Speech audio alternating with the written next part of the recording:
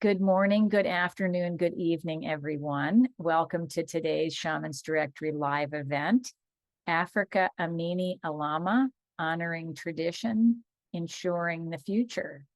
Thank you for joining us today. Apologies to those of you who received a last-minute Zoom link correction. We're glad that you were able to be here with us. Happy Mother's Day weekend to all of those who are celebrating this weekend. We celebrate Mother's Day every day, but it's certainly nice to have a day set aside just for mothers. I am Tricia Bennett. I live on the northeast coast of the United States, and I am one of the founding members of Shamans Directory. And I am always honored to have the opportunity to host one of our live events. I welcome you to say hello in the chat from wherever you're calling in from, and to settle yourself into your own sacred space so that we can all receive the wonderful wisdom and knowledge that will be offered to us today.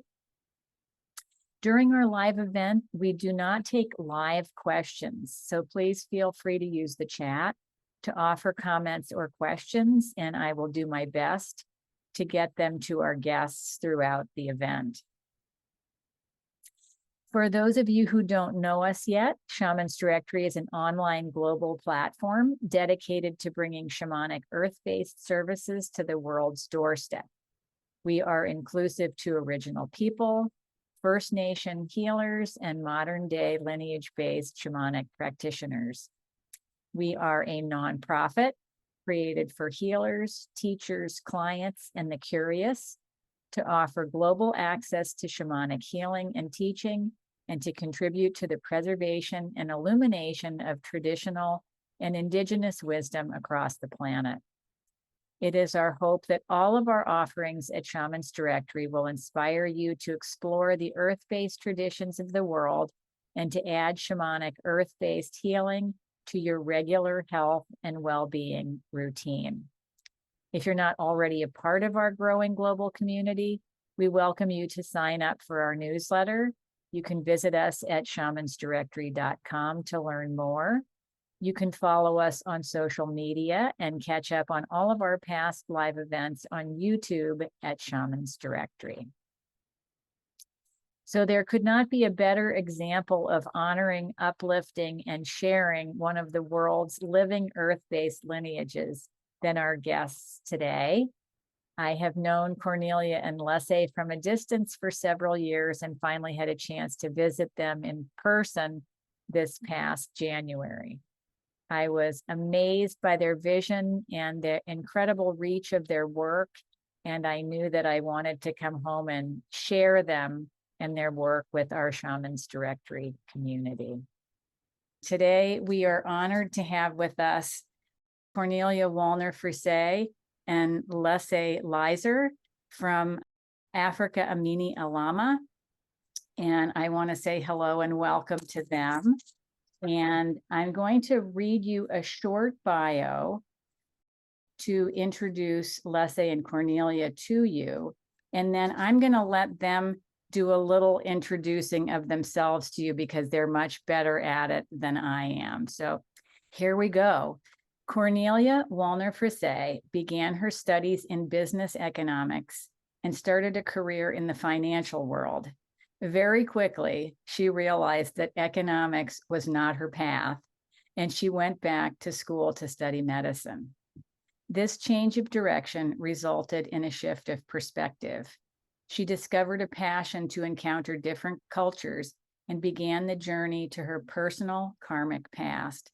She learned healing techniques of India, Tibet, the Andes, and the Amazon, and integrated this healing wisdom and medicine from all these different sources into her practice.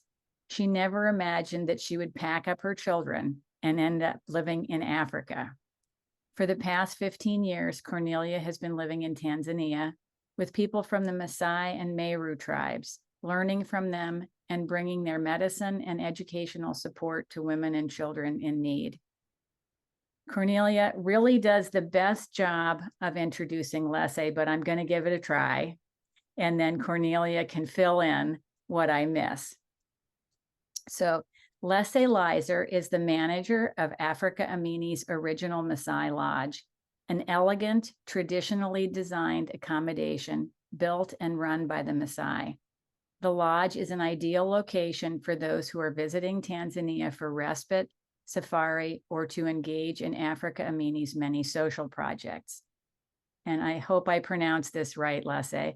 Lesse was born in the traditional Maasai village of Ngabobo. Yeah, not bad. Not bad. In Arusha, Tanzania. You have to come back, Tricia. Not far in distance from where he works now, but through pursuing the English language and many years of formal education, his life made a quantum leap. Today, proficient in several languages, Lesse not only manages the entire operation of the lodge, but travels the world as an ambassador for the lodge and the Maasai people at international events. Engaging with guests from around the globe at the lodge and in his travels, Lesse sees himself as a bridge between cultures, while at the same time remaining fully connected to his Maasai roots. So we are honored to have you both here with us today and very proud to share your work with our listeners. And I will let you begin wherever you would like. I know there's a brief presentation about Africa Amini Alama, but do you want to start with your own personal paths first, or do you want to start with Africa Amini? If I'm very honest, I think my personal path is not so interesting. You know, it's a life like many of you that are listening will have gone through. Otherwise, you would not be here. So I think you will get in resonance with many things that are happening here. And more interesting would be, and I want to go the Maasai way, it means let the man be first and explain a little bit about you, Lesse, because there are things that even myself, I have not had the opportunity yet to ask him, and I want to take the chance not to ask you here. And this is a little bit about you. I see you as this bridge between two cultures, and I would actually like to know, how is this Lesse that is not yet connected to the culture? How was this boy when he did not know about the other world, about what was outside? Tell me, explain, all that are listening now, who is this boy, this Maasai boy that grew up very traditionally? Yeah, thank you, Cornelia, and the audience, and Tricia, and everyone, and also to nature that allow us to meet today, and of course, to see some of the faces that I see. It's just a pleasure to me. And yeah, I would say to answer your question, the Lesse, that boy who was born and raised deep on Maasai land, he was a boy that think the Maasai world. That before I got to know that, you know, there were Europeans, there were Indians, there were everyone around the world. I was thinking we are the only one, like within the area, that I see any other person who don't speak English and I will run away because I think, you know, it's an enemy. And because of this, actually, coming with our elders, you know, they treat you, they tell you a lot of traditional ways of living, you know, obey the nature, obey the people, and the surrounding you. This is the lesson that actually, you know, thought of the only Maasai way as a path without thinking how many other people will see me and how I can really translate myself and my culture into others. This is very interesting. So there is the one way that you went, the Maasai way. What is the Maasai way? You know, the Maasai way is to live in a tropical savanna land. that you take care of the animals, you depend fully on them for your daily foods. You walk with animals from morning to evening. You will come back home and you think of drinking milk. You will think of eating meat. You will think of um,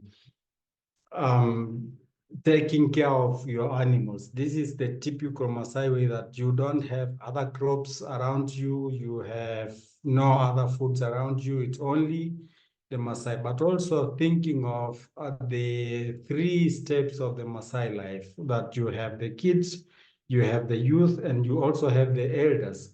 That every stage that you step, there is a lot of energy that you want to emphasize to the people around you. You want to share with the people, and you wish that that day will come because of what you hear from elders, that when you step in this age, there are a number of responsibility that are going to be there, and you always look forward to. Yeah. I remember all these different rituals that your people still are going through. You know, if we talk about circumcision, if we talk about being an elder, you are an elder now in your tradition. So do you see that there's also problematic sides, or is it only positive, this way as living as a Maasai? As living as a Maasai, there is also problems. But There is a lot of. the boy, when you were young, did not know, or did you already see the problematic side when you were young? Yes, there are some that you see as it's a problem, but you have to face it. When you talk of circumcision, it's something that it's in a boy, since he understood that one day I'm going to go through circumcision. You have it in mind every day, and you're building. And comes an age when you talk of 14 to 17, you're very close, and you're thinking, when is it? When am I going through this challenge so that I can forget? When am I going to be warrior? You know, and that is a sort of a problem that boys are living in it to now, as we're moving slowly. What is with girls? Yeah, with girls it's also the same, but as of we talk, it had been a problem, but now even us as Maasai, we don't see the circumcision for girls as it's necessary. So it's also something that we try to tell our people, hey, let's stop with this because it's not necessary. Let me just tell our participants the fact that we made a research in our schools, and 1/3 of the children, girls, are still circumcised. So it's not that it's not there anymore. But yes, in the last year, it changed a lot. And a Maasai like you are not in favor of it anymore, but it existed some years ago still. Yeah, definitely it does. And even for few who are still doing it, they will not do official. You know, previously when I was going to circumcision, it was me and 3 other boys and 4 sisters of mine. We were celebrating this time together until the next morning when they had also circumcision. They went into their house and we came into our house. But now you cannot do it obvious, because we as Maasai says no, and individuals who are doing it, they will do really privately. They wouldn't tell no one. Let me quickly explain to you why Africa Amini actually sees its importance, and what the importance we see as medical doctors. My mother came first. I joined her after 2 years, and I'm living now with my 2 kids here. And we actually were called as medical doctors because we saw that the traditions also had their challenges. And we saw that old traditions that were very important for the Maasai and for the Merus were more and more forgotten. The people did not dare going to their natural healers anymore. They were somehow forced to go to hospitals, which has a good side, but on the other side, some of the traditions were lost. And my passion was always to bring these different types of medicines all around the world together. And living there with the Maasai, getting to know the treasures they have. But on the other side, also being a medical doctor is for me something that is the bridge that I see our organization in the medical field, but also in the educational part. And if we talk about the positive sides of Maasai life and the importance of the culture, of the beauty of the rituals. These ceremonies have such a strength and it's such a strong energy that arrives if someone is going through that kind of initiation. On the other side, there's a lot of suffering and a lot of problematic points, especially for girls, especially if you have traditions where men can marry different wives and how they perceive it. And the way how women actually do work very hard in the Maasai society. So I think as coming from outside, you don't want to change, but sometimes it's good that some things do change. And education, as I see it, we have now more than 9 schools that we are running, and more than 2,500 school kids, girls and boys, equally in equal proportion. We see that through education, they can themselves decide and have the choice what they want to take from their tradition and what actually is difficult for them and they want to leave behind, because they have the chance to make a choice. And this is something that I find in Africa Amini Alama very important. I don't know if you are interested, Trisha, if I should make a small presentation what we are, or we continue talking. For me, all is fine. If you tell me what you would prefer. Yeah, I would love a small presentation because I think all of your programs are so important and they all have a thread. You know, I'm really interested when you're sharing the presentation to say where you started and how it evolved, because it feels like one program led to another. And they all circle back. Yeah. I'm happily doing that. The best would be, it's a German presentation, but I will make it in English. But if you could share the screen. Yep, hang on. Let me I have to hold on 1 second. I have to find you and make you the co-host, and then you will be able to share your screen.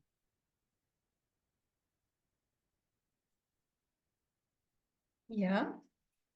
So I think we are now, all of us, standing under the Africa Amini tree. And I love this picture. It shows a little bit what we are. On one side, we are taking care of people that have medical problems. This is Kanankira. It's one of our first wound healing patients that had an accident when he was very young. And the way how he looks at this girl, which is one of the girls of our women group, from a mother from the women group, there's a little bit of wow, what can she do what I cannot? But on the other side, he's also happy that he has a new life and he has a job because he's selling the water in our clinic. So it's, for me, something very symbolic. And Africa Amini, the tree of Africa Amini Alama, is a big symbol. It's bringing together under the tree different tribes, the Meru, the Maasai, and also the guests that are coming, that are sitting there, and that get into the feeling of what it can be if we work together on the same vision to help people in this area. And if we, let me see how I can continue.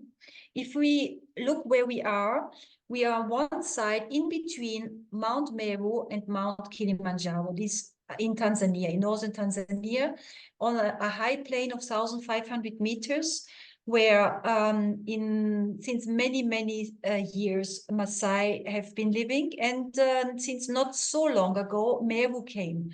Maasai are the typical nomads that nowadays get more settled, but they are the owner of all the cows in the world. So if you ask a Maasai Definitely. whom the cows belong, he will say it belongs to me. You bought it, but God gave it to us as a Maasai. The Meru, they are more the farmers and the ones that take care of grains and will not eat so much meat like the Maasai, not drink blood, but more be the ones to have ugali and maize as their main food. And how it started actually was when my mother came 15 years ago and started with a small dispensary. And when I visited her for the first time with my kids, I decided to stay and to build up the project together. This was 2010. And we are this organization that really takes care of the youth. It's about helping those that have the potential inside, and we want to bring it out. Girls, boys, and also our staff, our people that work for us. We are all a big community, the community of Africa Amini Alama. And in times like these now, where we see challenges, right now the challenge is too much water, you know. Sometimes we have the challenge of drought.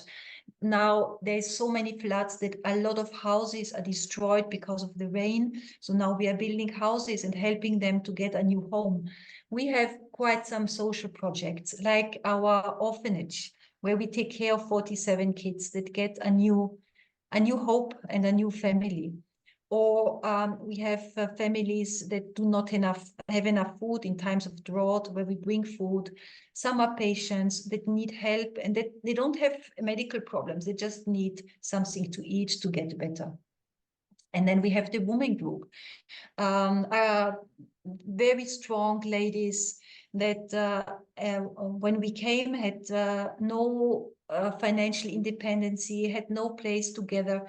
Now they are working as tailors, or they are selling their necklaces, and they have a way to come together and a way to earn some money. And for sure, if money goes to women, you know that at the end, it's the children who will get food or education with this money. And then we have a restaurant where people come and get food. We have water projects to help to bring water where the people need it most. And here you see Lesse, one of our, we give employment to more than 280 people that can grow within the organization. And then all about education. These are on one side primary schools where we have 6 primary schools where we start with children of 3 to 4 years in Montessori classes.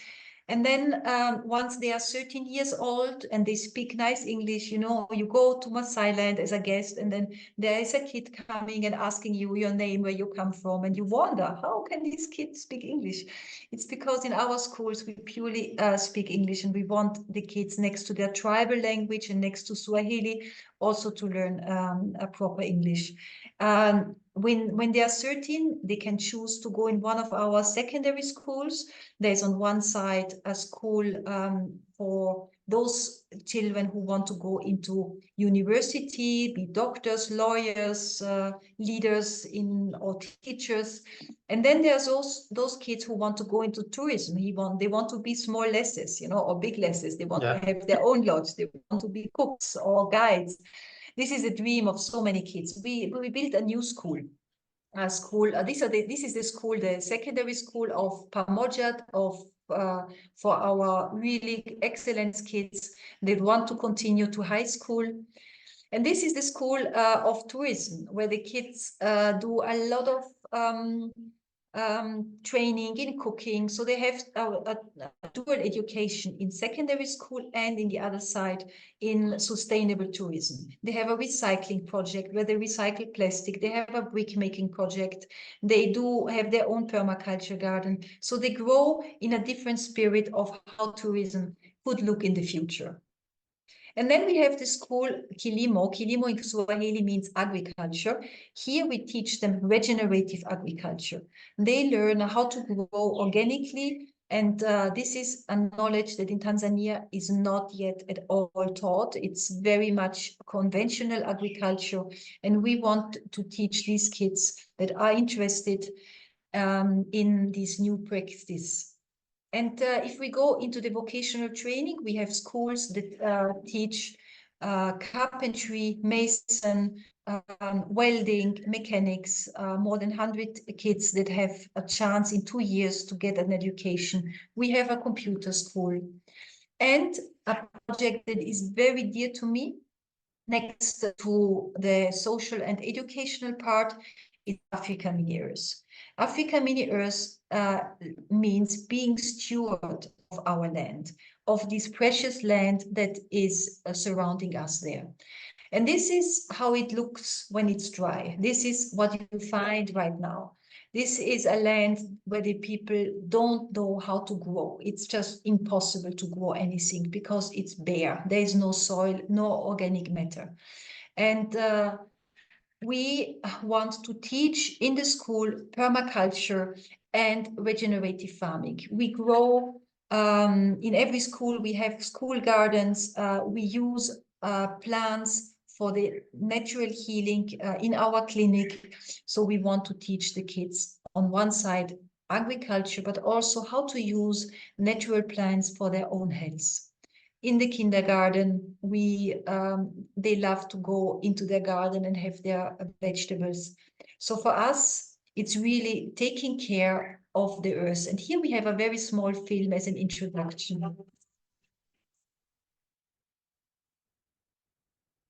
This is the Africa Amini tree.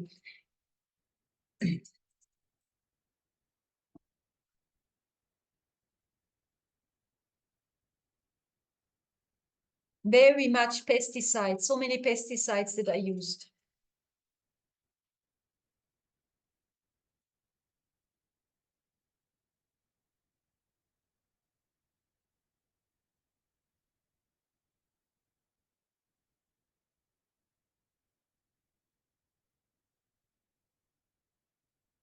These are our farms, all vegetables that our kids get for the school.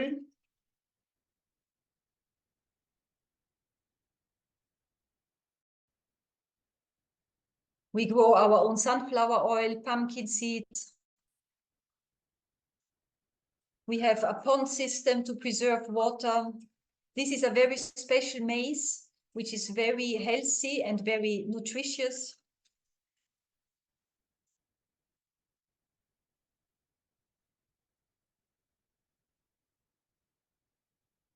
We give seminars so that children can learn about how to grow organically. These are natural pesticides, parental, that we use. And my most favorite subject is the healing plants. This is in our clinic where we dry, we make teas, we use moringa, as you see here. This also gives a lot of work for our women in the Maasai land.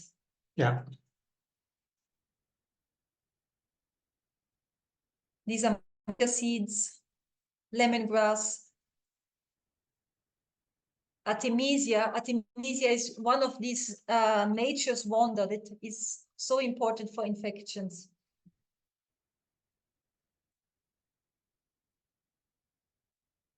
These are the Maasai remedies where also Tricia went to Elias, to one of these Maasai healers. And then it's about educating the community how to make use of organic ways of planting. And this is the secondary school. This was the opening of the school. Here you see the Maasai tribe. This is the beauty of Maasai fabrics. These are our kids in the secondary school.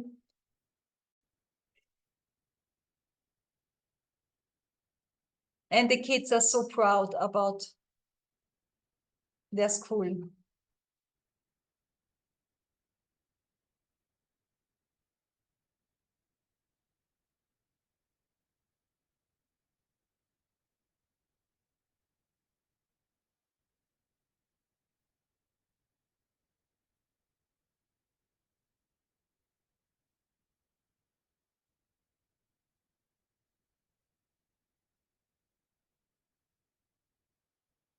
And very important for us is reforestation. We grow our own trees, we make a lot of seedlings, and we plant them, and we have them in all of our schools. It's a very important program. And we want our kids to learn about indigenous tree especially.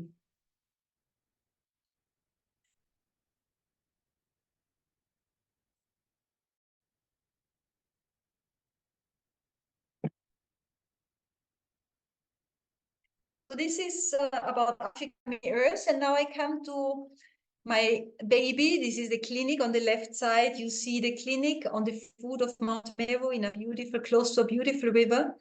And there is where we combine school medicine on one side with an eye clinic, with ultrasound clinic, with dental services, with teaching to the community, and the natural part, natural plants that recipes that we get from Maasai healers, from the community, plants that are growing. So we want to combine the natural healing and the school medical part, and have a big focus on the health of women. We take care of women with cervical cancer screening, teaching girls how to protect themselves. So this is a very important part, giving birth packages to women that are pregnant and that have to give birth. So for us, it is very important that children get a safe place to have to start their life. Let me quickly show you again one film, because it shows better than if I tell you, so that you have a little bit of a picture. Here you have the clinic on the foot of Mount Meru. This was at the very beginning when we started. And this clinic was built 1.5 years ago. And before we run a hospital that is now handed over by the government to the government. And then we decided to build a new clinic that combines natural healing and school medicine.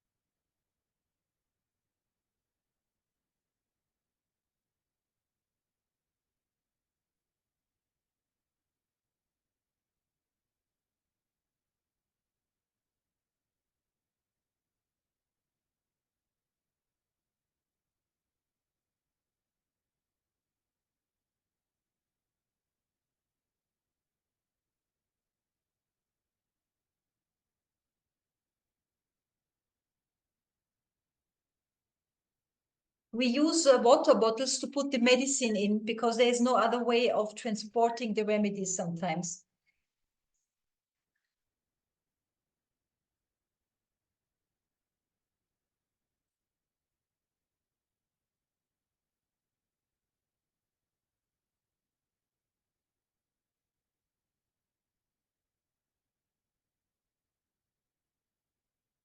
This is the education in the morning when patients come to the clinic. A lot of school children that get help.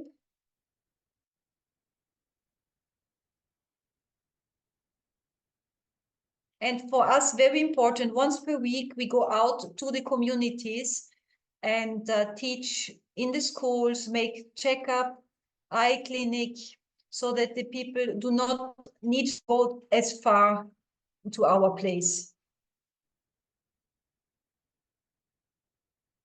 Here you see the typical Maasai village. This is the office of the Manyakiti, of the leader.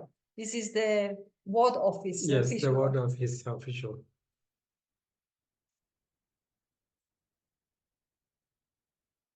You know Elias, Trisha?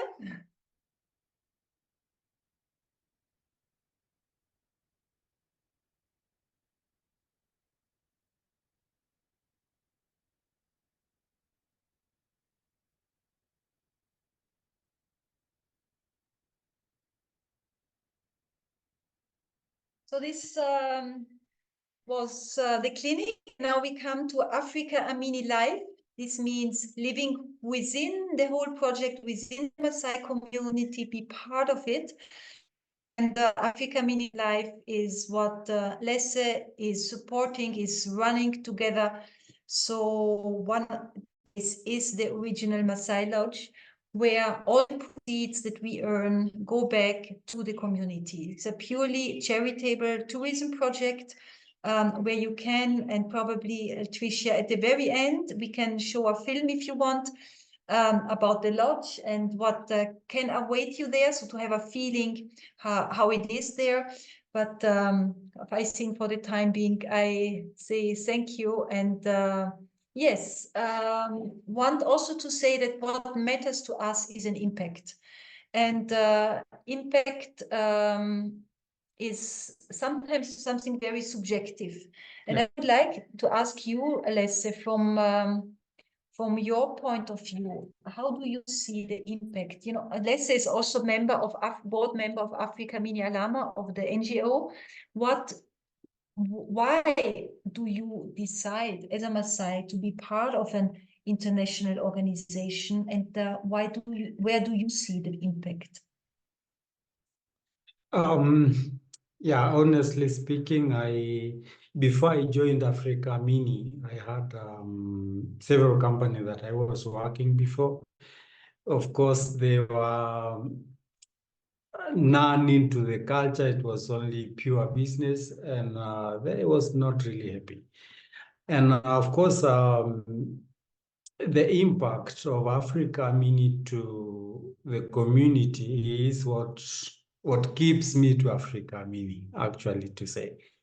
And the impact is that you know, it's a technology. When I get to know, you asked me before, the Maasai boy, and now living that part, coming to the reality of the total world and everyone around us and the technology that it's coming, the impact is that the whole community is getting aware of the world.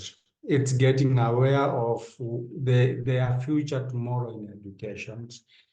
It's the kids who are really now being able to speak and to express themselves into the eye of everyone's, and being aware that the schools, the education, it's everything in their life. If you talk of the Maasai before Africa Amini in our zone of Ngarenanyuki, these were the people who no one's talking English. Apart from us, few individuals who were talking into tourism. And now you have almost 60% of the students. Let's talk the age below 20 years. 20 years, they speak English. They can go everywhere. You know, they are out to other community. You talk of us before this, my generation, who were running from the individuals who arrived to our land. I talk of European. So you were running away because you were afraid, or what? Yes, we were afraid that whoever who is not a Maasai, he is an enemy. But the impact of Africa, I mean, coming there, you know, it's led us that we are all one, apart from the skin colors and the languages that we speak. We are one. We can come together. We can share what we have. And this actually also bringing our knowledge of nature as medicines. And we see other tribes are also coming very much into it. And they wish to be also sometime Maasai. They wish to understand and to have the knowledge that we have. It is a very big impact to the Maasai eye opener. Yeah, it's really an eye opener to the people that see, even what we are using to just fence our homes, it's also medicines. And it's medicine that we've been always using, but it's also nice to be shared within the community. So I would say the first impact is that Africa Amini is an eye-opener to the people or that surrounding us. It's Meru, it's Chaga, and it's typically who we are in. When we came, I came into a land that was very much without any green. The hills where the lodge is now was completely overgrazed, and the people did not understand how beautiful this land and the treasure of the land actually. And if you go now to the place, you see the hills full of grass and bushes and trees are growing. So I think if you talk about learning, it's also about an eye-opener to their own treasures, to their own nature, how beautiful it is and how important it is to preserve it. Because I have not only experienced the side of, oh yeah, Maasai are very much connected to nature. I've also seen Maasai destroying nature because of overgrazing and using plastic bags and throwing them all around. So there has also been some things that was very, very difficult for me to see. And I have the feeling that through seeing the beauty of their land through the eyes of their guests, they start conserving it again. This is definitely, Cornelia, I agree with you, because the places like the lodge where we are now, it used to be called Kanjiro, a place that you cannot live. Yeah, this is a typical Maasai word for a desert like. Yeah, but when you talk of it today, they call it a small Europe, like, because it's when in our lands, when you talk of abroad, it's there are different imaginations. Yeah, so they put us a very nice place with everything that you will need, and that is the name of the lodge today. And with that eye opener, you see they reduce the animals. They sending the kids to schools because they understand we need our kids to talk to these people, to connect to these people, to be aware of how is the land going. And you see they all divided the lands now that we use this part for this moment, and 2-3 months they will move to another zone, they will move to another zone. And also our kids, they are picking the rubbish, the plastic within the surrounding whenever they see, even from their homes. And this is also opening the elders at our homes. This is not needed. And when they go to the markets, it's obvious they don't buy it. They don't want it because they always the plastic, because the kids are always picking from at home. So they say, let's not take this one. So when you go to around homes, you find every home having their recycle bags at homes. So they also don't buy it next time. And this is also something that we teach our kids, and their kids are actually teaching back homes, you see. So it's a sort of a sustainability that our kids are taking to their parents. And obviously, people are really receiving it very positive, very positive. So this education as an opener, it's a fact and a fast impact to the community. Apart from so many others, when you talk of the income, the money circulation that comes to the village, the ways of how we could harvest and have our veggies within the schools, and being able to have the nutrition foods among our kids. It's another impact from the health social. Yeah. I think the kids, and this is also something that you mentioned, the economical point of view is important, because these kids that go to our schools, they all come from a very poor background. So we choose those kids from families that normally would not be able to go to good schools. So the family that sends or that has the chance to have a kid in our school knows that this kid will be the one to help out of this spiral of poverty, to really have a job and bring back money.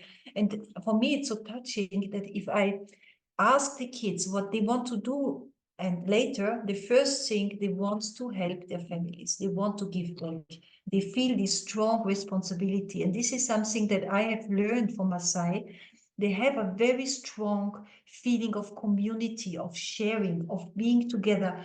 One Maasai cannot be happy if not all the other Maasai are happy. This is what you told me once. Yeah, that's actually the reality of the Maasai community.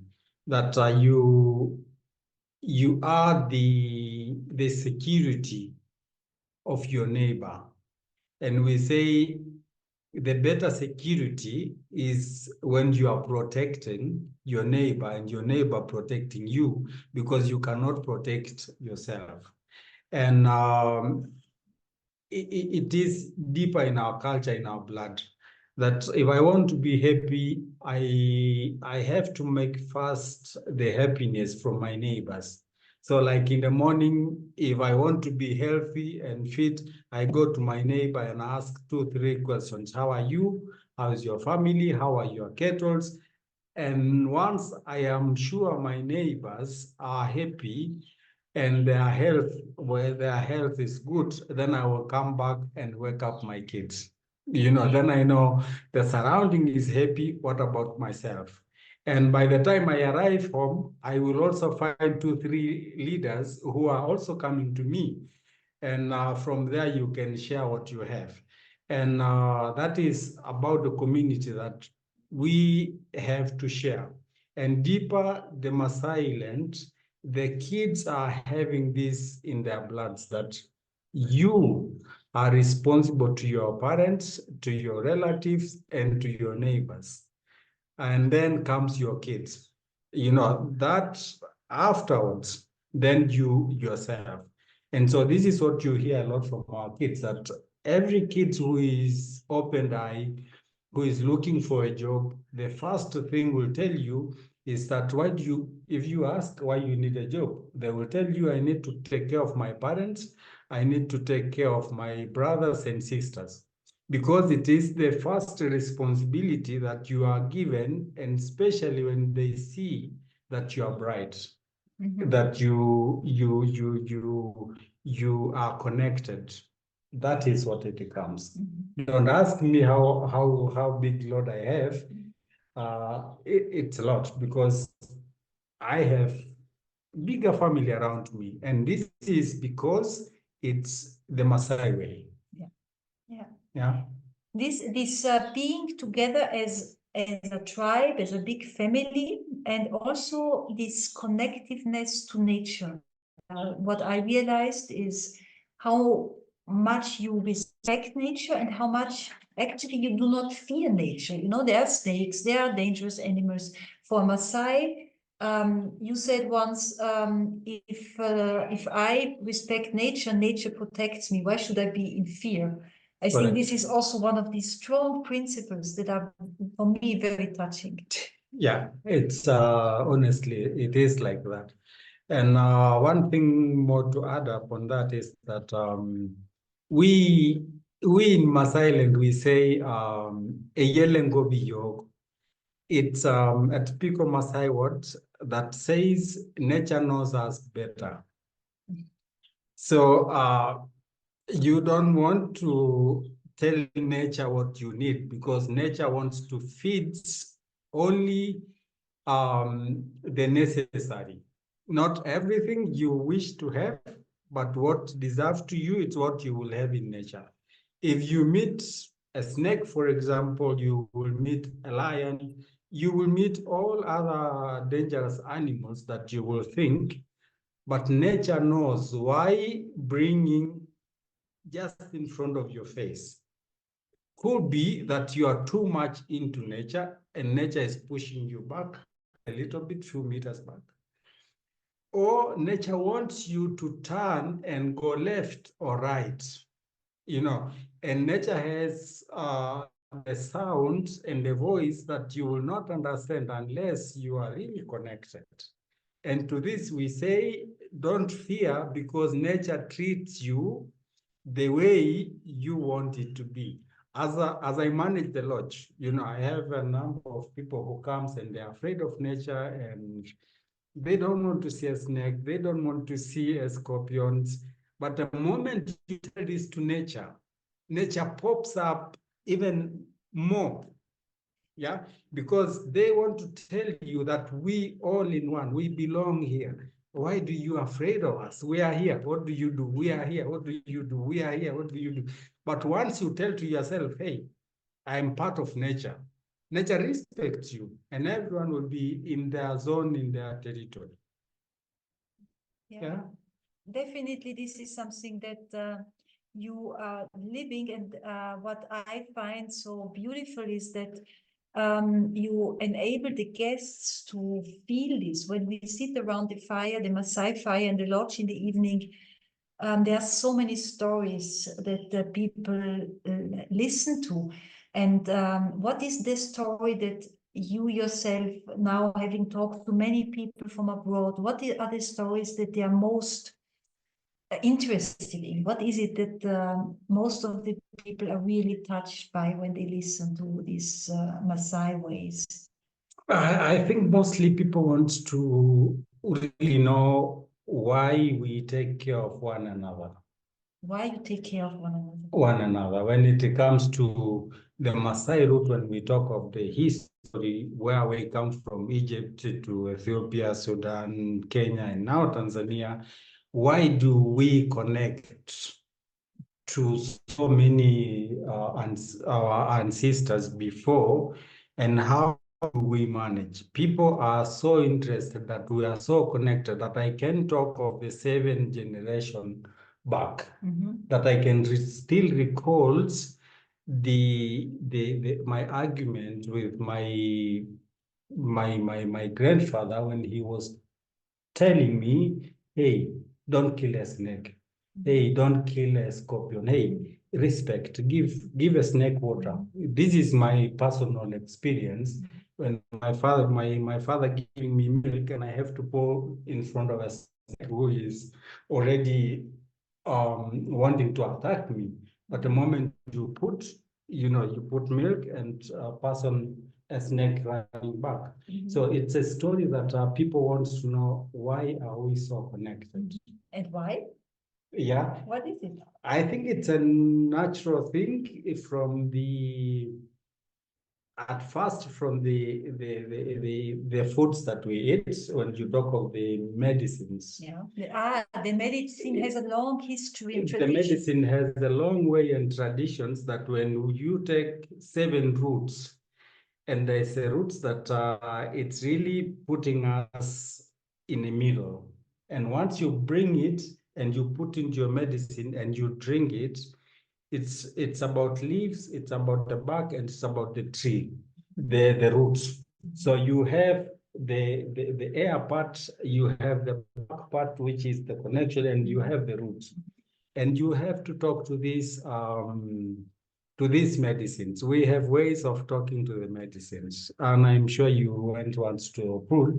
You are given not to make a story to our audience, but you are given a liter of a medicines, and you have to tell the medicines what you want. And you have to believe that what you're telling to the medicines, it's actually going to happen. Not only that you're drinking, but you are drinking and it has to act in you. You want a healing, you tell the medicines that I'm suffering from A, B, C, D, and I want to get rid of it. You know, I'm a little bit weak and I want to get strong. Yeah, I want to go to Kenya. Show me the way, lead me the way after this time. And then you drink it. And from this, it connects you to nature. And if in this case, you're moving from one place to another, you take the soil after drinking the medicines and you go to the land that you are going to be a visitor. So you mix these two soils and you say again, dear land, receive me and treat me like the indigenous of the place that I am. And you drink it once again. And you bring something from this land to the other land. To the other land where you're going to mix. Because believing that nature knows us, if I go there, it will treat me right and I will have it. And by then, people are always thinking, okay, so maybe that's why I'm sick, because I did not bring a European soil to here. You know, this is always what people say. So they say they understand connect. that they don't do this, and that's why they They have are- problems. They have problems. Because we have some guests after a safari, you know, they get problems. There were. It's interesting, Yes, actually. yes. But is it not nice that you manage to make them think of their own rituals and what they don't do anymore? And what they don't do it more. Yeah. Yeah, this is what I'm saying. People are very much interesting out of these talks, mostly very interesting. I think this is something I see in many of our guides. They are so proud to talk about their own traditions, also about the nature, how much nature is protecting them in terms of mountains. The Maasai go to the mountains for prayers, for asking the nature, their God, to help them. And in our place, we have very prominent mountains. I told you, it's the Kilimanjaro, it's Mount Meru, it's the Mukuru. There's a lot of these energies that come from there. Which is your mountain that you have been going when you were a boy? Mukuru. Mukuru? Yeah. I went to Mukuru when I was 8. Yeah. I was taken. We were part of 7. And we we are talking about a mountain that, as a guest, you can also climb. It's 2 hours climb. It's not like Kilimanjaro. Today you can climb. Before you are not allowed. Yeah, Africa Amini guests are allowed to go up. Yeah. And I remember it was 84. 84, we had a very tough drought in Tanzania, in East Africa, for example. And had been a drought for 4 years. By this time, I was only 8. And they chosen me to be part of the 7 generations that were elected to go to this hill to pray and to seek for rain. Yeah. So we went, our fathers, I was witnessing a black sheep which was slaughtered and sacrificed on top of this hill. And we were given one cup that we were all sharing. I tell you, before we reached after the 7th day, when we were supposed to come down, reaching halfway, the rain started. Yeah. And we were not allowed to stop in any shelter, only when we reach home. And we get rained for the next 12 hours until we reached to our homes. And this is a life story to me, and sometimes I cry when I talk of it because it was so touching. I was a boy, I did not knew exactly what has been done, but it's done. And we say talking of God, mountains are God to the Maasai. The blue sky, it's also God to the Maasai. The clouds, it's also God to the Maasai. The big trees, it's also God to Maasai. Any energy that it's beyond the manpower, we count to be God. So we call the 7 gods, and we say slowly, help us. But we say God of Maasai, it's like nature. She or he knows us better and knows our wishes and knows what we need at what time. So we should not shout loud, but we should tell it in a polite language, because nature will deliver according to our needs and not more. You said the she or he are the gods masculine or feminine? How do Maasai see it? We see it as more to female and not men. More feminine. Yeah, more feminine. Yes, yes.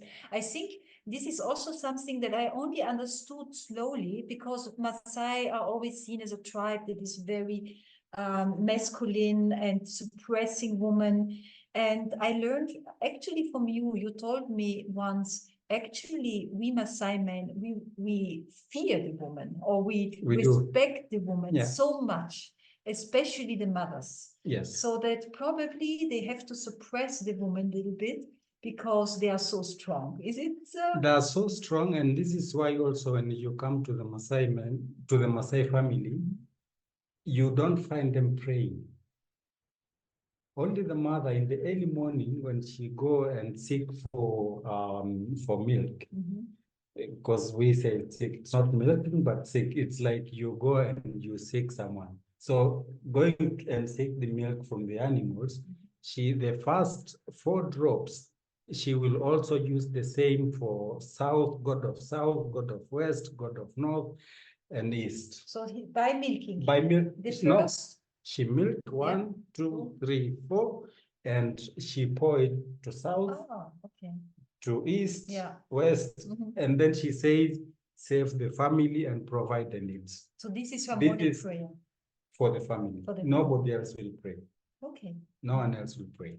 And that is why she is given this responsibility, because we believe that our God, it's a Shumanian energy. And then the woman will be listened more than if a man Yes. would say. Okay. Yeah. Yeah.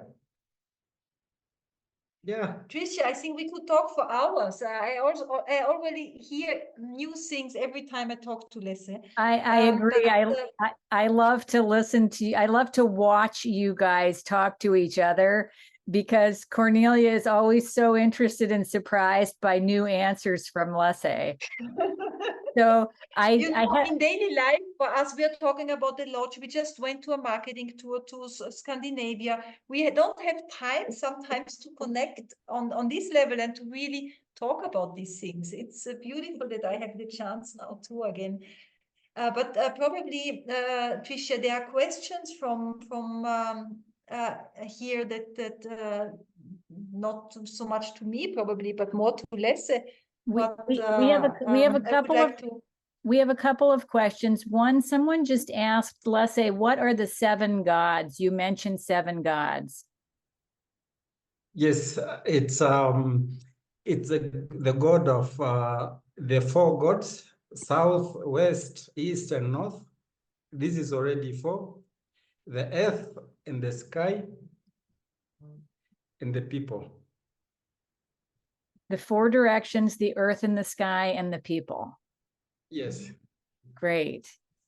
Then I think this is really unifying the whole traditional shamanic concept. Actually, you know, it's so interesting to see in how many you can see in how many tribes exactly this comes back. It's so beautiful.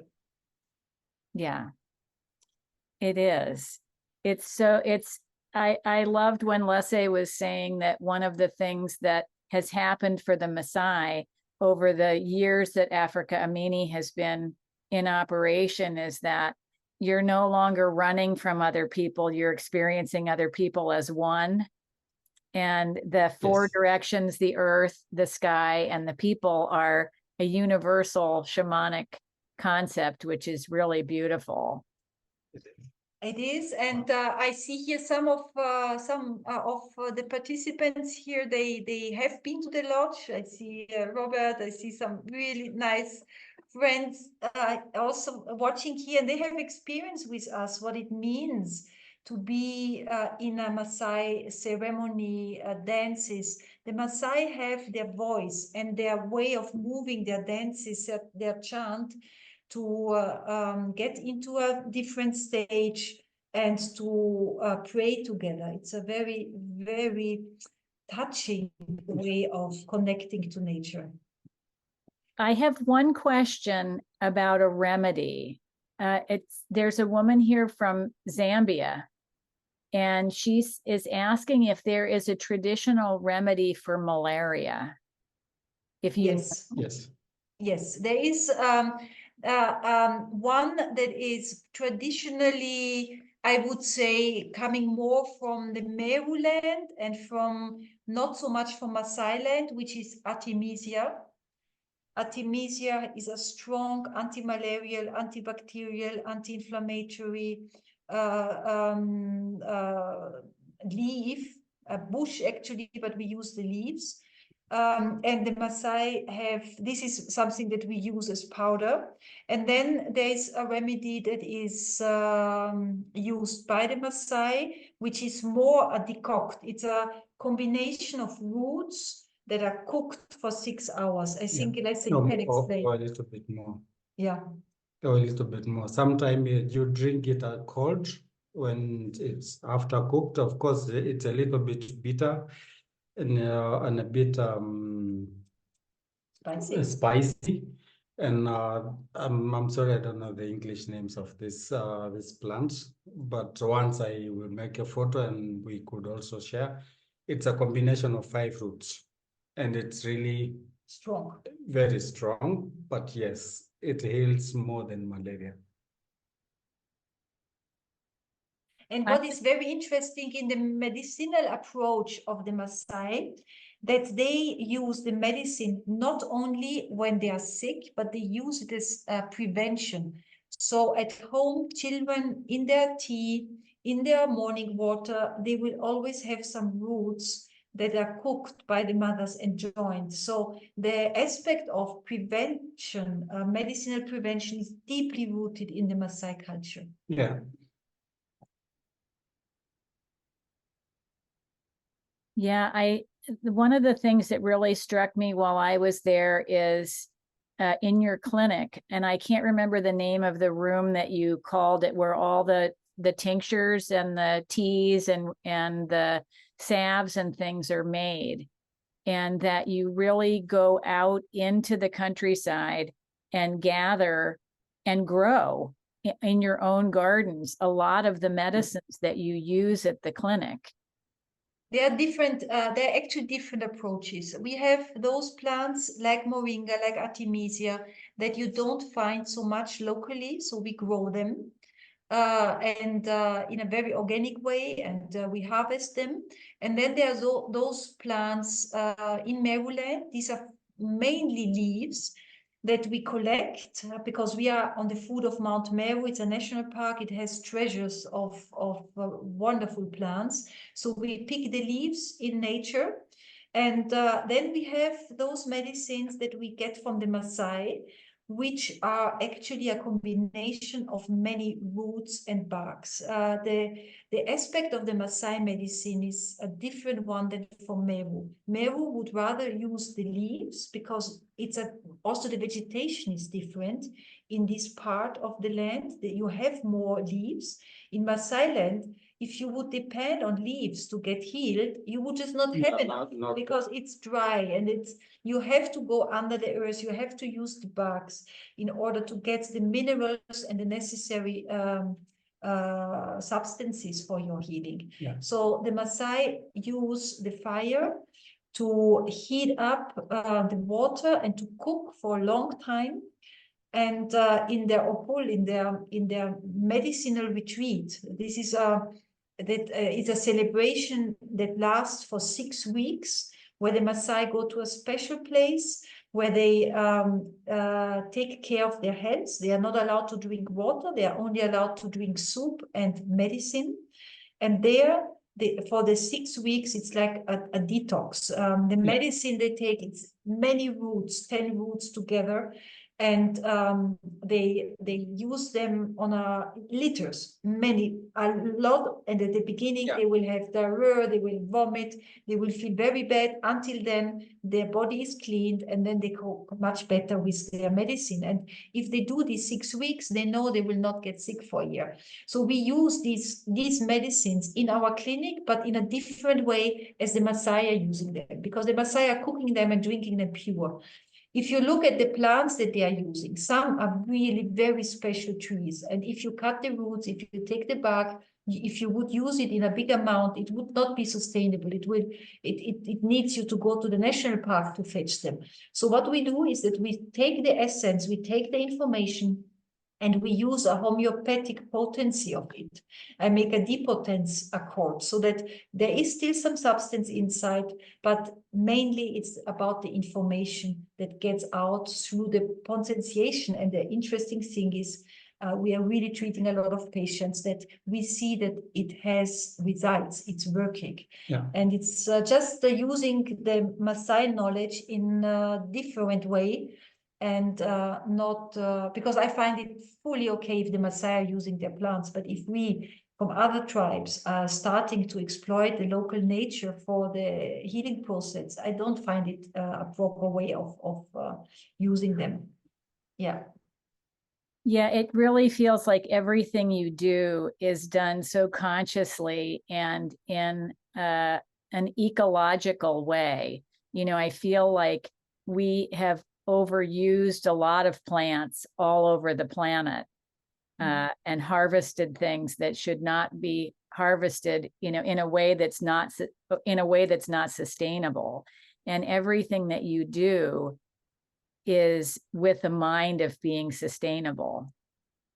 Well, the mind is there, but not everything. I think you always do things that then at the end you realize probably it was not so sustainable, but you can definitely, we would like to walk through towards it. Yeah, yeah. And I feel like all of your programs are so beautifully connected, from the women's program to the clinic, to the schools, to the sustainable agriculture, and all of it comes back to the lodge.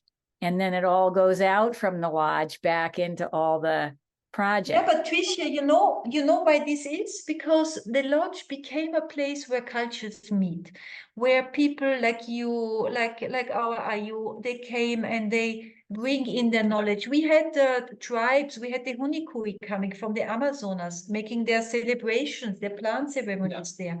And they were celebrating together with the Maasai.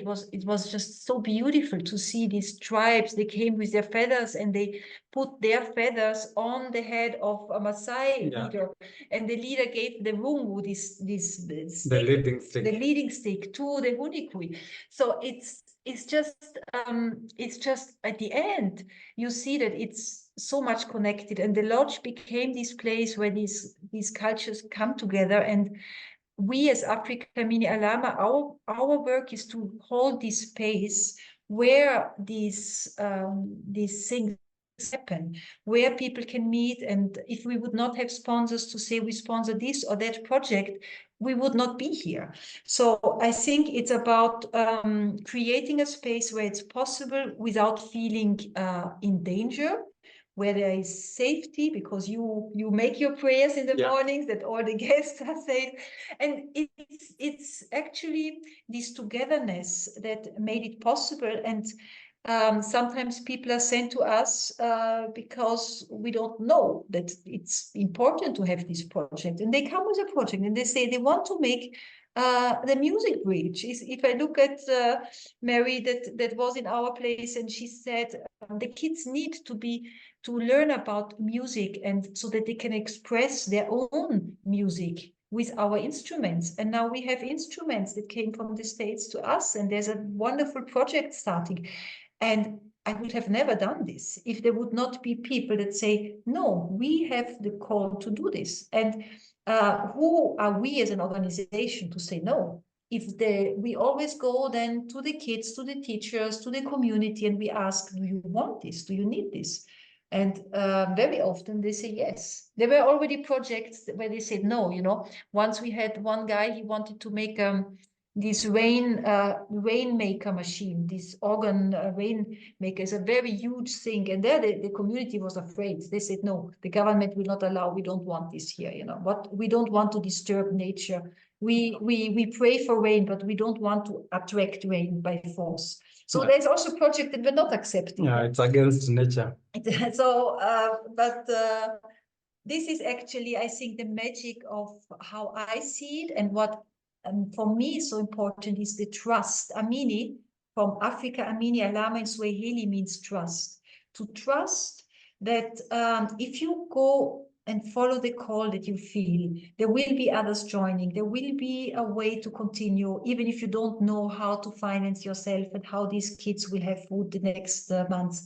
But that you trust that yes, there's nature around, there are people outside that feel the call and that join. So this is was for me the biggest lesson, actually, not in my very strategic thinking, not making plans, but following what the plan is. Yeah. And that is why we say, actually, nature knows you better. Once nature sends you a signal, if you follow it, it gives you the followers and it gives you support. And this is, Tricia, when I made with you the education that we went through together, it was one of these things that helped me to reconnect to my own feelings and to my own centeredness, not to overhear this call and these signs. I think if you're very much in the doing mode of building up, of taking care of people, you forget sometimes to listen to what is coming. Yeah. And this is something you really learn from the Maasai, from the Meru, from the people here in Africa in general, is to slow down the speed and to listen to what is around.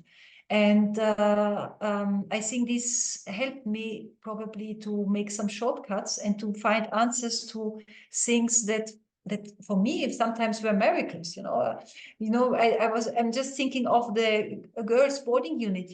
When you just arrived, we were just finishing the girls boarding unit, and I knew in January I would not have a place for the girls to stay. And in October, a sponsor popped up and said, I will build you this boarding unit. And my kids had a place to sleep. So sometimes these things come really just in the last second. It's sometimes really like you say, oh gosh, how will it be possible? But then at the end, it is. And sometimes it's also not possible. And then you make corrections and you respect that a project is not continuing. So there's a lot to learn. And I think this is what makes me feel so thankful to be able to be here, because I learned so much by doing this. Being here in Africa, I'm asked by some people, oh, and you are helping so much. I said, no, it's not because I'm helping that I'm here. I'm here because I know it's good for me to be here, and because I like it, and because there's such an impact. You can do so much with a little bit. And if you feel this, then you have no choice of staying and doing. It's just normal. Yeah, I love that. When you find your calling, there's no longer a choice. Yeah. There's no longer a choice. You just do what's next. I just need to tell a story about the incinerator. We visited with Tricia this one of the schools. And John, he said, was asking me, because the girls, they need an incinerator to burn all their menstruation pads and so. And then Tricia said, let me do this. And because I was asking, who will ever give money for an incinerator? And then Tricia said, me. And then she said, but I want to make it a fireplace where the kids can put their things. It's still a fire. and then we wrote "Girls Are Strong" as a big sign on the incinerator. So now there's an incinerator project starting for every school, because yes, sure, the one school got one, now all the other schools also want incinerators.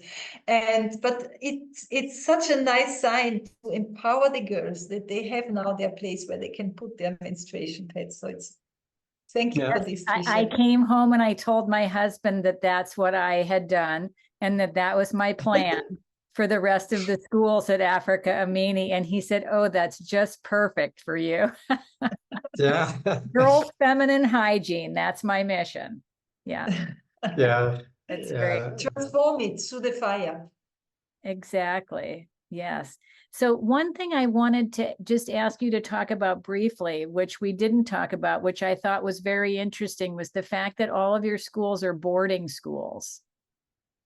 Not all of the schools, only the secondary schools. Secondary, the primary schools, we wanted especially not to be boarding schools, so that the kids have the contact to their own original culture, to their parents, that they are not derooted in a very early stage. This was purposely done to have this connection, and that they can teach their other sisters and brothers what they have learned in school, because our rule is that only one, maximum 2 kids of a family are allowed to go to one of our schools, so that it is distributed in a fair share. And what we see is that the kids from the schools, they learn and teach the others. So we want this effect. But yes, in the secondary schools, we have to have the children in boarding. First of all, it's the kids themselves, they want it. The other part is that girls would not be safe at home. In Maasai tribe, with 13, 14, normally girls are married. Yeah. So if they would go home and they are in school still, the chance for them not to come back one day would be too big. The other thing is that the school books, the responsibilities that girls in this age from 13 on, they have, fetching water, fetching firewood, taking care of the goats, taking care of the other siblings, is so much that they will not be able to cope with what they need to learn in school. I told you, we have one excellent schools. They are very much into learning computer and all these things. The other school is about hospitality, the other one about agriculture. They have so many additional things to learn in these schools to the normal curriculum that it would just be too much for them if they have to go home. And sometimes they live quite far. They live 1 hour foot way, 1.5 hours to the secondary school. So we definitely want them, and they want to be in the school because they want to be close to their teachers.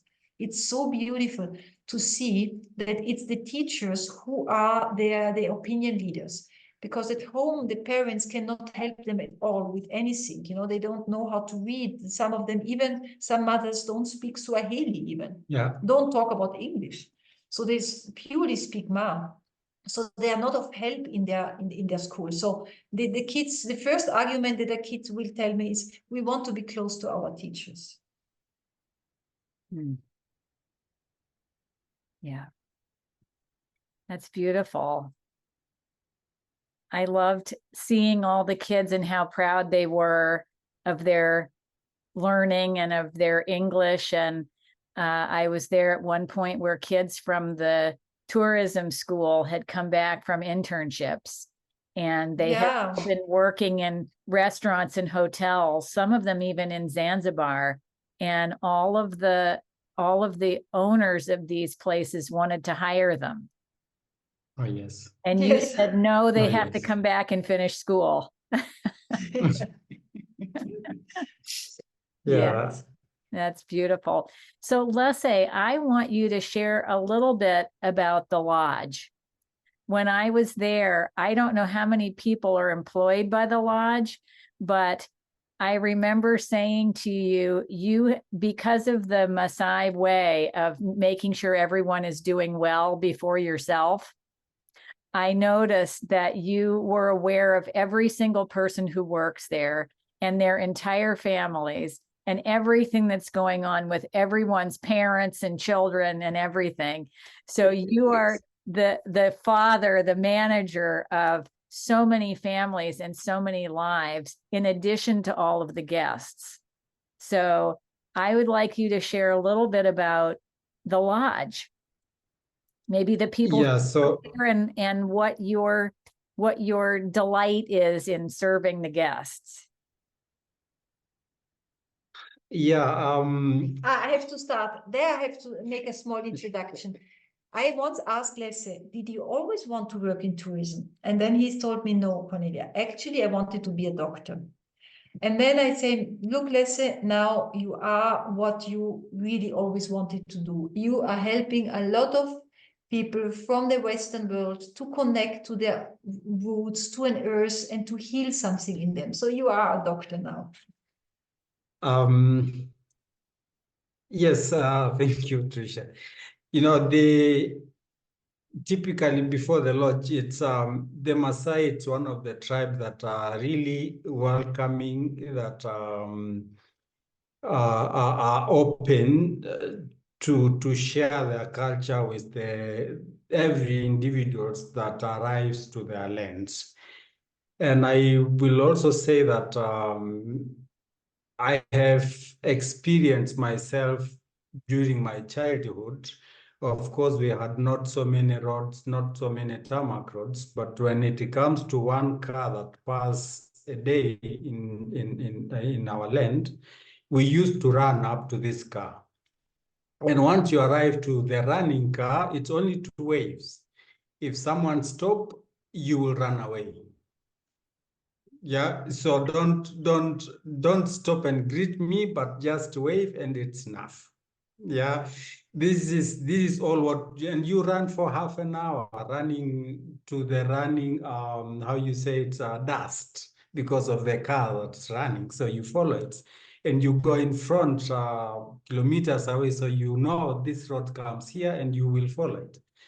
And because of this, when you arrive and you tell to your parents, you know, they will tell you, wow, you did. And did they wave to you?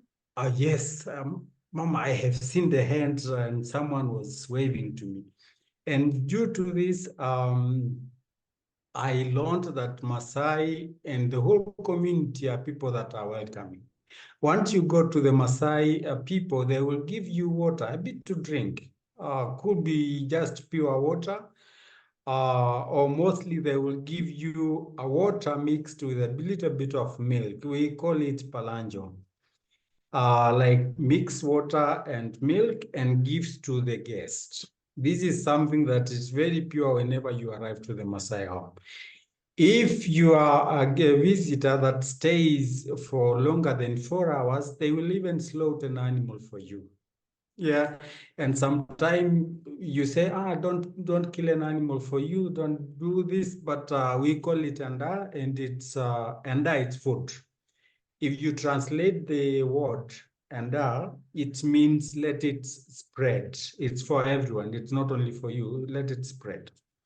Now, when it comes to the Maasai Lodge, and in a combination of what I said, the original Maasai Lodge, it's a place to share and to bring in the cultures together.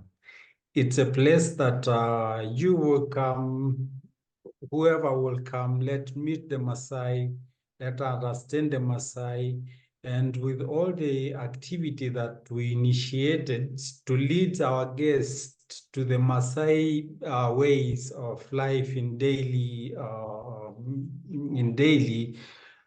business, but also to lead you into the call of nature, to lead you into what we say, obey your second person, obey your inner, listen to yourself, what you really need.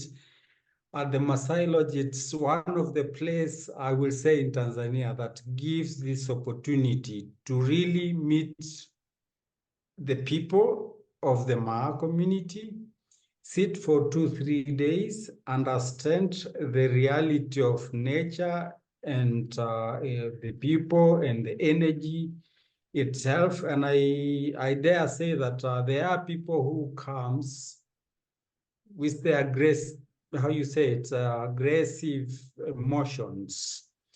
And once you understand this, because their inner try to fight with the reality. And the only way you can help these guys is to really give a little bit of nature itself. Sometimes it's hard to say, but this is actually why you had drink it. We put mint, we have roast geranium, sometimes we have lemon into water, because this is part of earth that you're drinking. So you drink from a plant, you drink from the inner part of a plant, and you're drinking water that comes from a plant. And this is already a remedy that leads you into connecting already with nature. And once you come down, you are totally in an energy of the Maasai and the two pyramids that are within, and you start feeling the healing. The pyramids are the mountains, yeah. Yeah, the pyramids are the two mountains, but not the really big, but the small ones that are within the area.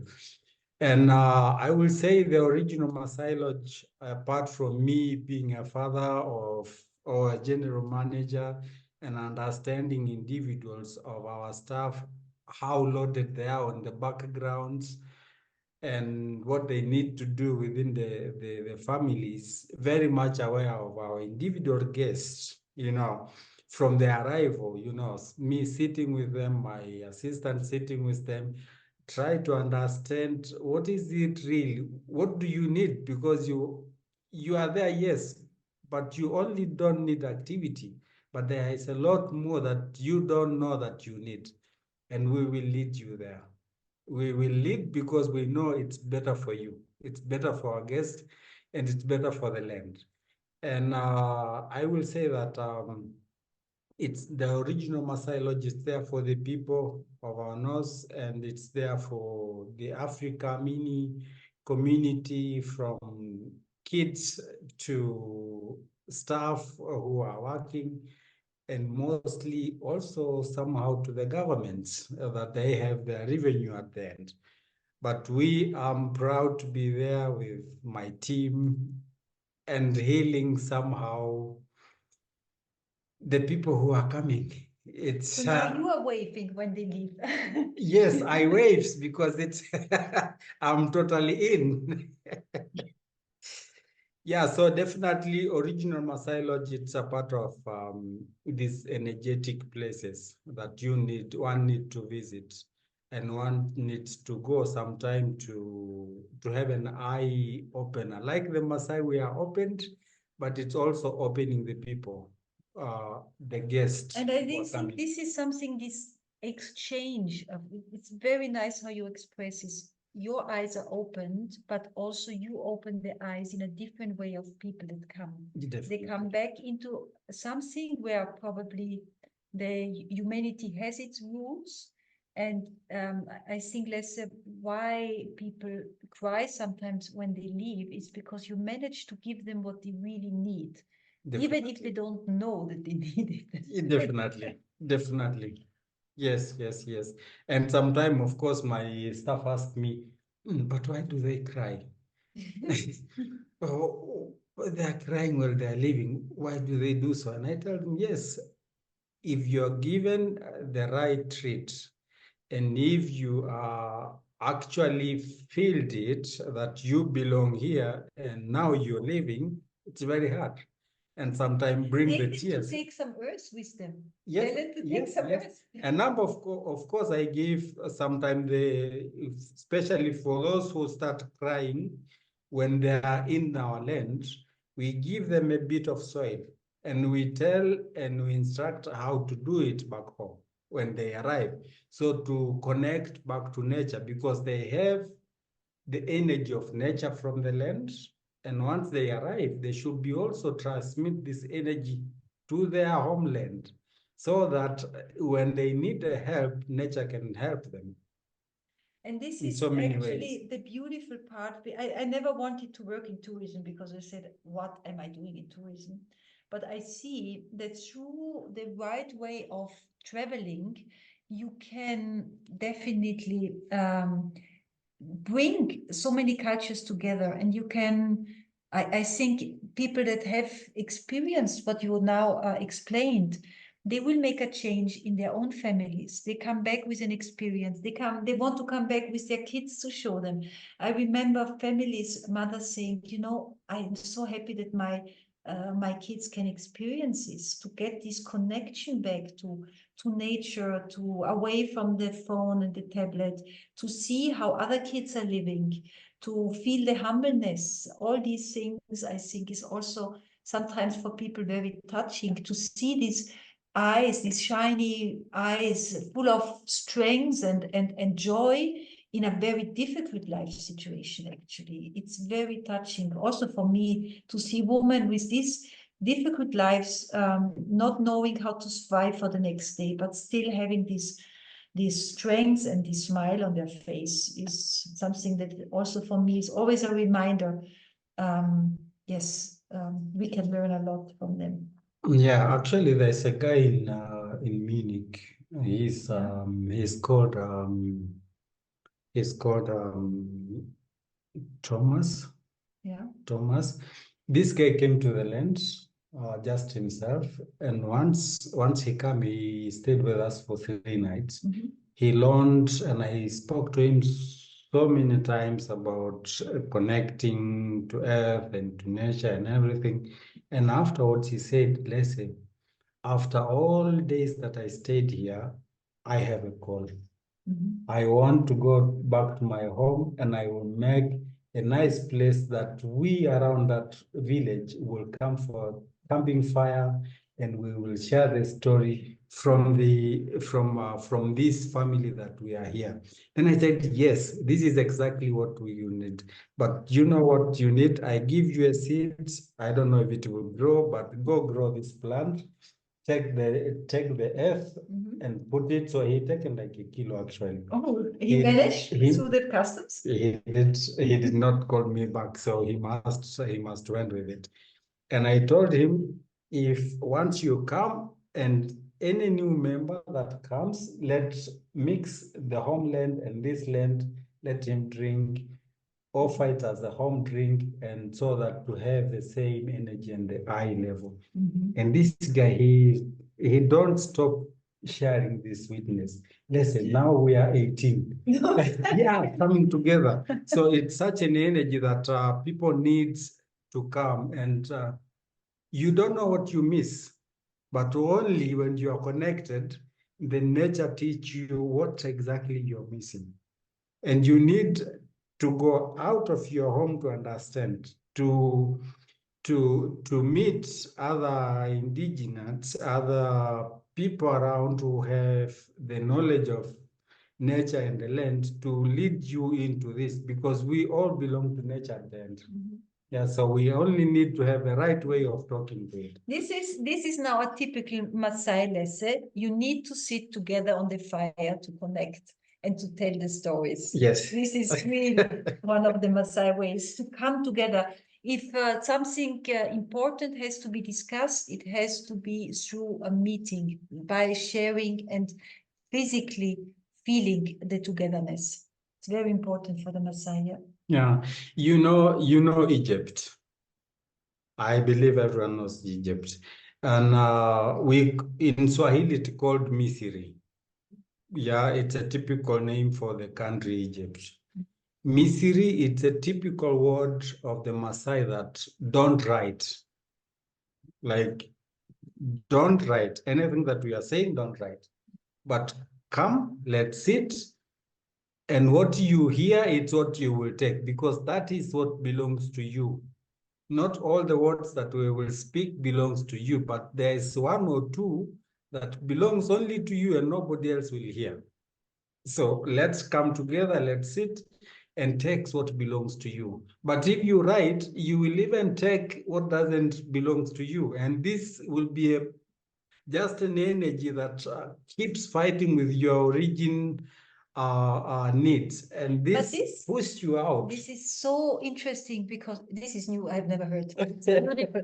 Because if you think of how much information we get and we don't understand anymore, what should we do with all this information? And our kids have this big problem of distinguishing what comes from outside is mine and what is actually not mine. It's a big stress for a lot of people to get so much information, not knowing anymore what is really for you. Yeah, what belongs to you. I understand, yeah. So, but if we sit and we talk, at the end, you have what belongs to you, and this is what you should go and work on it. Mm-hmm. If you hear a sound of, okay, you need to walk 2 hours just on your own in this nature. Mm-hmm. Sometimes you walk 2 hours, you will think like, okay, I want to sit.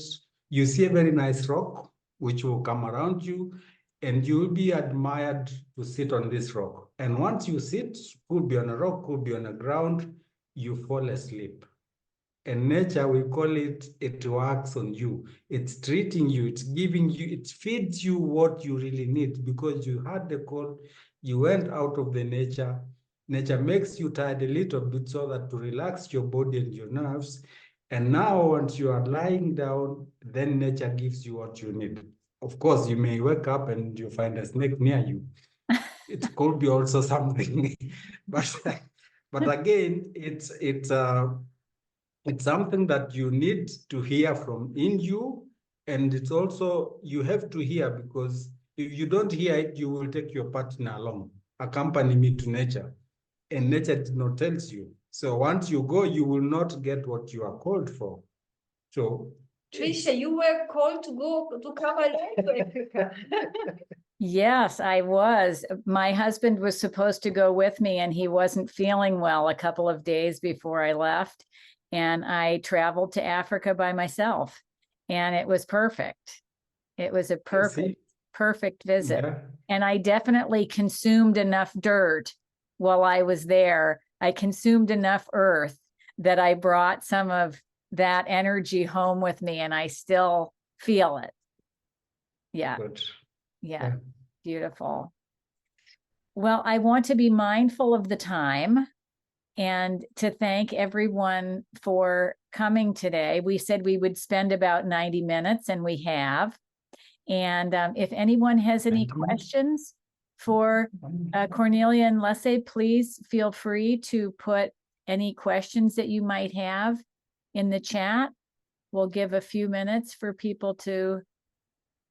Probably, Tricia, should we show the film in between, and then everyone has the time in between to write something? Yeah. Do you want me and to? Then after the film? Yeah, sure. I will do that. This is a beautiful film. It's short, and it just gives you a glimpse of the lodge, which is absolutely extraordinary. So let me do that.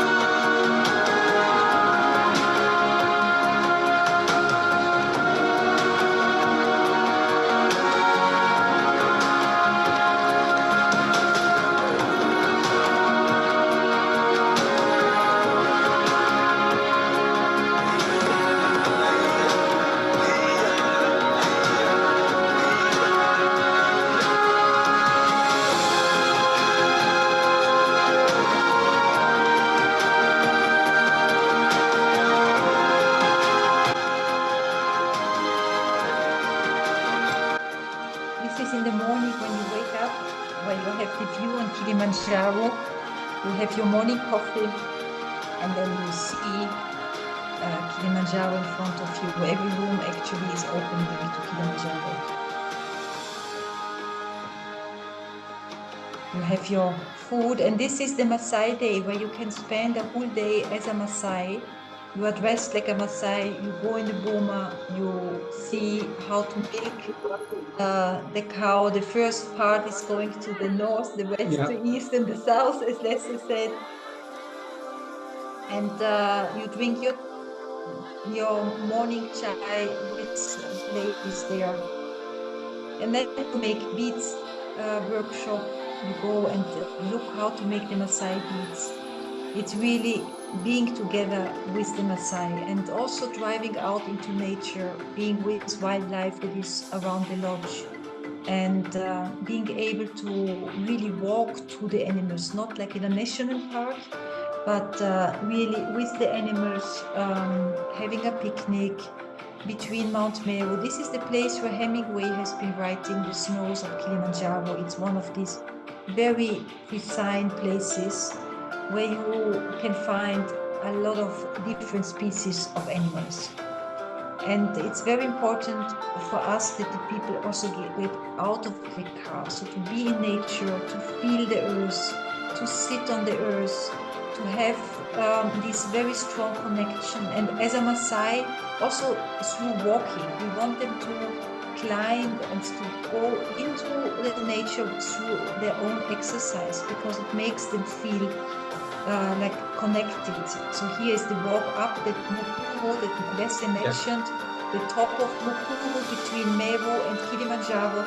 This is the place where you can really feel these strong connections to the Apus and the spirits of the mountains. And then you relax at the pool, you go to the sauna, you can have a massage. So it's a really a place where you can relax, go into culture, and be deep connected with the nature. This is the spear competition. We don't kill a lion, but we try to reach and to kill the wood. Yeah. And this is the sundown and the evening where the Maasai, they dance and they gather, and where we finish the day with these Maasai dances before we go to the fire, where we sit and talk about the stories and have dinner together. So this is the traditional way of dancing, jumping, sitting, where everyone is welcome to join and to feel that something is happening inside himself. And yes, by staying, you really connect to the community, and you can give, because every proceeds that you earn in the lodge, we earn, is going back to the community. So this is also a very important aspect, that tourism should really be here for the community, not giving money to the community, but projects and services, giving them what they really need. Well, thank you so much. I see all kinds of beautiful comments. I don't see any more questions, except would you please repost the links? So I will repost the links for everyone. And I just want to say thank you so much to Cornelia and Lesse for always being on call. And you're both doctors. And your work together is really beautiful. And I thank you both. And I thank everyone for being here today at our live event. And I wish you all a wonderful rest of your weekend. If you are not already a part of our global community, please feel free to visit us at shamansdirectory.com and add yourself to our newsletter so we can stay in touch on a monthly basis. All right, everyone. Thank you so much. Many blessings. Thank you. Thank you, everyone. Thank you. Bye. Wave lesson. Yes. Many blessings.